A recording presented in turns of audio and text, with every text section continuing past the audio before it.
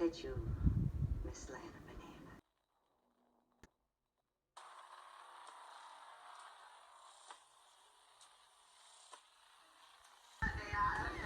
We're gonna get you, kid.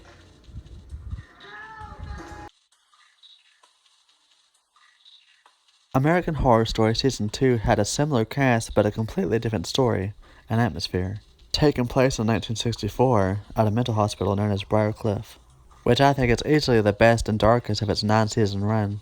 The casting is perfect, much like the first season, and clearly the strongest with 17 Primetime Emmy Award nominations, also for an outstanding drama series, and performances by Jessica Lange, Sarah Paulson, and James Cromwell, and co-starring Evan Peters, Lily Rabe, and Zachary Quinto. This was also the first season to make us aware of it being an anthology series, which given it much more potential without running out of ideas, and that's clearly what makes the fans keep coming back. But Asylum also lives up to its title, not by having an American cast, but by actually being horrific.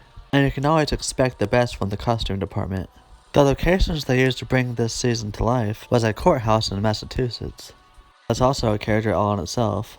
And there's many different character encounters that will come across to genuinely freak you out, some based on real life people.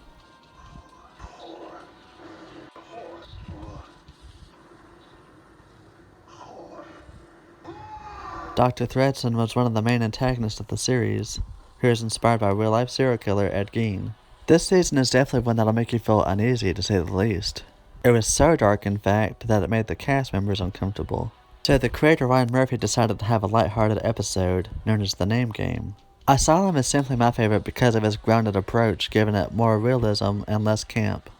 The main character, Lana Winters, is played by Sarah Paulson as a reporter, who's looking for insight for Briarcliff's mental patients. Overstaying her welcome, she becomes a patient at Briarcliff herself, all due to her sexuality, events that really took place in this era, a time period that really believed in electric shock therapy. And any story that has some truth to it is always the most horrifying.